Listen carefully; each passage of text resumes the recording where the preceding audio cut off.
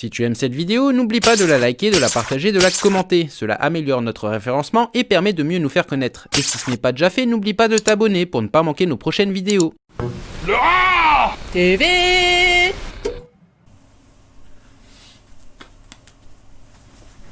Plus beau que ça, tu meurs!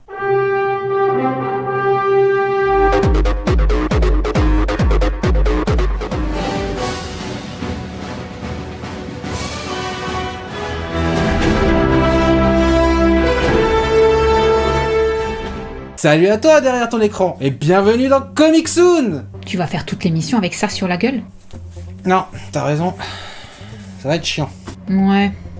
Finalement, remets-le. C'est pire, ça. Aujourd'hui, nous allons parler de The Mask, comme tu as pu t'en apercevoir avec le titre et la miniature. Tu veux dire masque?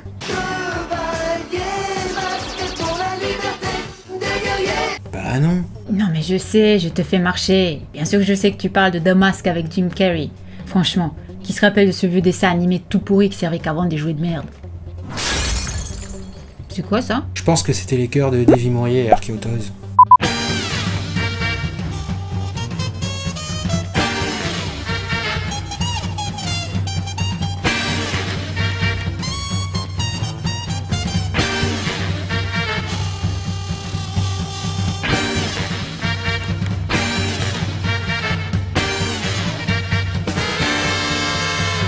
Ah, The Mask. Mon premier film live avec des potes.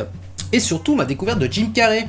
Comme beaucoup d'ailleurs. Si j'ai choisi ce film, à la base, c'était pour parler d'un truc familial, un truc drôle. Puis j'ai découvert la BD.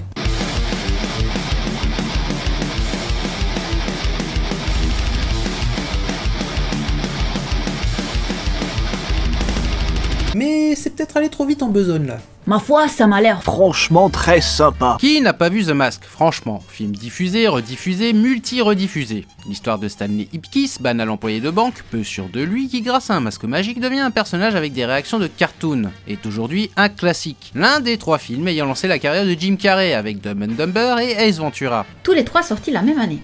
Ils forment ce que j'appelle la trilogie Carrey. Bref, est-ce que tu savais qu'à l'origine, en fait, c'était un comic book? Non, et je m'en... Un comic né en 1982, année de publication du premier numéro de V for Vendetta de Dieu, je veux dire Alan Moore, Dead Star de Jim Starlin ou encore Akira de Katsushiro Otomo. Mais aussi l'année de sortie de E.T.,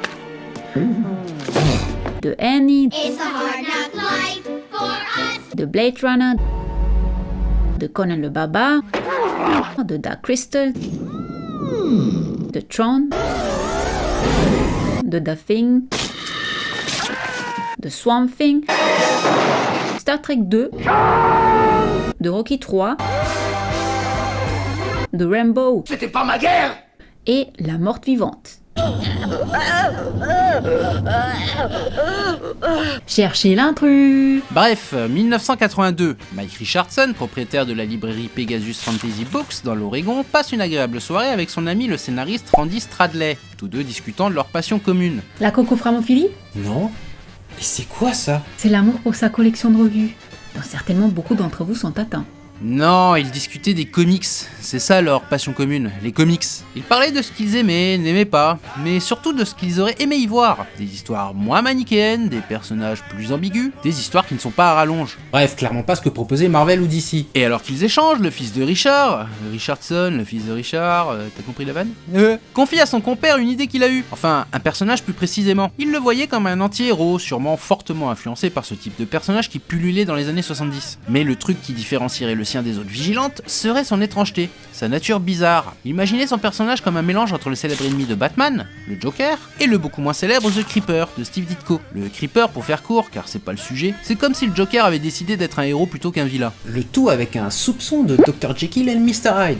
Pour le fils de Richard, son personnage devait avoir un sens de l'humour étrange et des réactions imprévisibles. Il devait être capable de changer de forme et de disparaître à la fin de chaque aventure, afin de toujours surprendre le lecteur. Voilà, c'était ça son idée. Mais il ne savait pas quoi en faire exactement. Randy Stradley, enthousiasmé, lui proposa un court scénario. Et ça s'arrêta là. Jusqu'en 1985.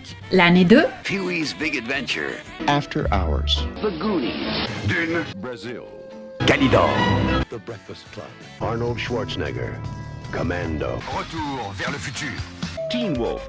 Rambo. First Blood, Part 2. The Toxic Avenger is coming to your town. Dangereusement vôtre. The Black Cauldron. Mad Max, Beyond Thunderdome. Rocky 4. Ouais. Mais surtout l'année où le concept de Mike Richardson prit vie. Dans un premier croquis réalisé par Richardson lui-même, édité dans un fanzine du nom de APA5, pour la petite anecdote créé par Mark Verheiden, l'un des futurs scénaristes de Dark Horse, et dans laquelle des artistes tels que Frank Miller, Paul Chadwick ont fait leurs premières armes. Mais même rengaine qu'en 82, après cela, plus rien durant quelques années. Richardson et Stradley se concentrant sur un autre de leurs projets, ouvrir une maison d'édition du nom de Dark Horse Comics. En 1987, alors que Dark Horse fonctionnait plutôt bien, Richardson et Stradley se mirent à collaborer avec Mark Badger, un artiste ayant travaillé chez Marvel, lui pitchèrent le concept du personnage et lui proposèrent d'en faire une BD. Badger accepta. C'est ainsi qu'en septembre 1987, les lecteurs de Dark Horse Présente 10 firent la connaissance par le biais d'un strip de The Mask. Mais attends, ce masque il a un cul. Bah ouais, comme tout le monde. Non, je veux dire... Oh putain qu'il est con. Mais The Mask c'est pas avec un K normalement? Si, ça s'écrit pas pareil parce que c'est pas tout à fait le masque que l'on connaît en fait. Tout simplement. Oh putain la référence datée. Oui, mais d'époque. Donc c'est raccord. Merde qu'il est vieux, qu'il est vieux, qu'il est vieux, qu'il est vieux. Donc, sinon le masque avec un Q, la lettre Q, hein. Pourquoi c'est pas le plus connu? Bah parce que Mark Badger, c'est un artiste engagé, putain. Lui, quand il se met dans un projet, c'est pas pour raconter des trucs simplistes et manichéens. Non. Du coup, il s'appropria complètement le personnage de Michael et Randy pour en faire un outil politique. Une espèce de V sous cocaïne. Et puis le concept de Richardson et Stradley, là, c'est bien sympa tout ça, mais c'est trop simpliste. Lui, il aime la complexité. Tellement qu'il rendit l'histoire trop complexe justement. À un point où le type n'arriva pas à exposer les enjeux de son histoire simplement, donc se sentait frustré par le format, à finir les planches dans les délais et de manière régulière, car dépassé par ses ambitions, et ne savait pas comment finir son histoire. Ce qui est plutôt handicapant pour un auteur. Du coup, Richardson mit fin au strip. En même temps, logique, hein, puisque ce n'était toujours pas le personnage qu'il voulait. 2 ans plus tard, en 1989 donc, Richardson embaucha Chris Warner comme éditeur pour qu'il dirige une future nouvelle revue. Richardson vit avec ce magazine une nouvelle occasion. Il confia donc la mission à son nouvel éditeur de redonner vie à son concept. Tout simplement. En lui donnant juste 2 conditions, se baser sur le croquis de 1985 pour le look, et surtout faire un mix entre Tex Avery et Terminator. Putain le mélange. Chris Warner y vit ici l'opportunité de mettre en avant 2 artistes débutants. Le scénariste John Arcudi, connu à l'époque pour quelques travaux sur Savage Sword of Conan ou encore Savage Tales, et le dessinateur Doug Mahnke qui avait déjà travaillé avec John Arcudi sur une histoire intitulée Homicide. Donc ils bossèrent dessus et pondirent Kiri maintenant, publié dans le magazine Mayhem One en mai 1989. Cool Laughing Now, dans la langue de Jay-Z, raconte l'histoire de Stanley Ipkiss, un type qui achète un masque chez un antiquaire pour se faire pardonner auprès de sa petite amie Katie. Et après que sa stratégie ait marché, Ça veut dire qu'il a baisé. alors qu'au milieu de la nuit il lui vint l'envie de faire un petit pipi, il trouve le masque posé dans la salle de bain et l'essaye. Et là, tout part en couille. Le masque est magique, lui octroyant Des pouvoirs cosmiques phénoménaux. comme guérir instantanément, sortir des objets, souvent des armes, de nulle part, modifier son corps, changer de tenue en un éclair, etc. etc. Et qu'est-ce que tu crois que le type décide de faire avec ses nouveaux pouvoirs? Un grand pouvoir implique de grandes responsabilités. Pas du tout. Il tue, massacre, décapite, découpe, trucide, explose, déchire, transperce, dégomme. Il l'éparpille. Je dynamite, je disperse, je ventile. Oh putain mais c'est encore plus vieux comme référence là. Mais t'es vieux. Bref, le type part dans une vendetta bien gore, mais alors vraiment bien gore, une véritable boucherie. Jusqu'à ce que le masque passe du visage de Stanley à celui de quelqu'un d'autre, puis encore un autre, et ainsi de suite, leur donnant à tous une grosse tête verte qui donnera son surnom au personnage, Big Head. Le masque, avec un K, et comme Richardson le voulait, est né. Tu sais, t'aurais pu résumer, hein. C'est l'histoire d'un masque magique qui passe de main en main. Ça aurait été beaucoup plus simple et plus court. Et moins chiant. Nous avons droit ici à un comique particulier. L'histoire d'un type lambda, effacé, qui se venge avec beaucoup de sadisme des mesquineries qu'il a subies. Un comique mettant en scène un personnage facétieux, outrancier, partant dans tous les sens et dépourvu de toute empathie, mais avec un sens de l'humour exacerbé. Je l'aime bien ce mec. Et après une vendetta plus que sanglante, le masque passe dans les mains du lieutenant de police qui enquêtait sur les meurtres commis par Stanley. Ici, plus question de vengeance, mais de justice. Je l'aime moins lui. Puisqu'avec le lieutenant Culloway, la puissance du masque est canalisée dans une direction, pallier les faiblesses du système judiciaire. Mais avec la levée des inhibitions et les pouvoirs conférés par le masque, le massacre continue de plus belle. Après un premier récit de vengeance, nous avons donc droit à un récit de justicier. Il y a une vraie violence sadique, une méchanceté brute, sans limite, renforcée par l'aspect des morts atroces mais réalistes. Cette approche ultra-violente d'un super-héros avec un côté très cartoon n'est pas sans rappeler le comics de Gilbert Shelton, Wonder Warthog, qui fut édité dans de nombreux journaux clandestins et universitaires de 1962 à 1977. Donc pas impossible que Richardson ait en partie puisé son inspiration dans ce comics underground et irrévérencieux. Mais revenons au masque, donc des dessins réalistes de morts atroces créant un malaise. Malaise renforcé par les dessins de Doug Mahnke, qui sont certes un peu datés, mais très expressifs et visuellement très inventifs. Dessins qui s'améliorent par la suite d'ailleurs. Mahnke a réussi à insuffler de la vie à ses personnages, les rendant très expressifs et faisant preuve d'une facilité déconcertante pour marier le comique au gore.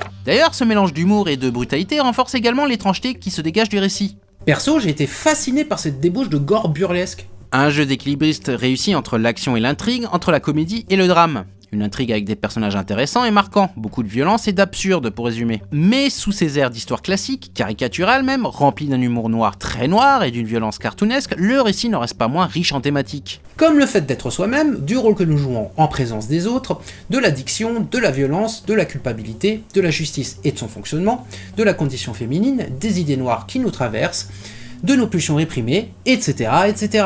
Le comic contient également énormément d'éléments provenant du genre hardboil ou roman film noir dans la langue de M. Pokora, c'est-à-dire le méchant avec une caractéristique physique, la femme fatale, le flic désabusé par le système, des gangsters, une vengeance et de la violence. Comme tu t'en doutes, l'approche de John Arcudi et Doug Mahnke, oui on dit Mahnke pas Mahnke, fut une réussite. J'espère bien parce que sinon tu me fais bien chier depuis tout à l'heure. Qui dura jusqu'en 1991, année d'annulation du magazine Mayhem.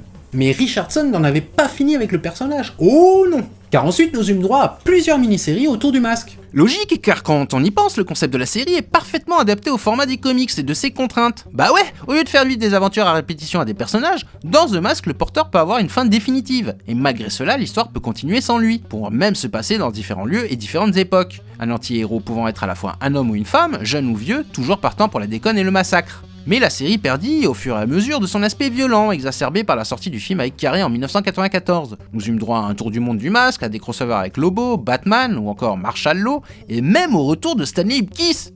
Pour la petite histoire, les auteurs originaux revinrent dans l'univers de The Mask en 1996 avec le comic Walter, Campaign of Terror, axé comme le titre l'indique sur la némésis de Big Ed.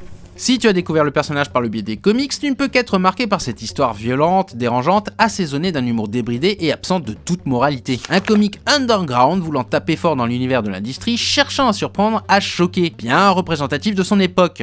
Un comic splatterpunk, c'est-à-dire punk, puisant à la fois dans l'horreur et le fantastique, avec un ton nihiliste et réaliste, rempli de scènes de violence, avec des personnages déjantés, plus anti-héros que héros.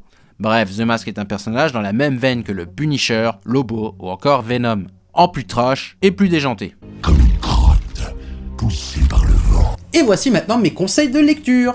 Bah ça va être simple, parce que malheureusement pour nous, peu de choses ont été éditées en France sur ce personnage. Si tu désires découvrir les épisodes originaux, je te conseille les omnibus édités par Delirium. Reprenant pour le premier volume les premiers épisodes originaux qui jusque-là étaient inédits en France, et le second qui démarre avec la saga The Mask contre-attaque, dont je possède d'ailleurs les premiers chapitres édités à l'époque chez Dark Horse France. Chacun des tomes coûtant 26€ et comprenant un peu plus de 250 pages. Des éditions qui vaut franchement le coup d'œil. Si tu désires lire l'adaptation du film, du dessin animé ou encore les crossovers, eh ben va falloir écumer les marchés d'occasion et autres brocantes, car malheureusement non réédités depuis plusieurs années.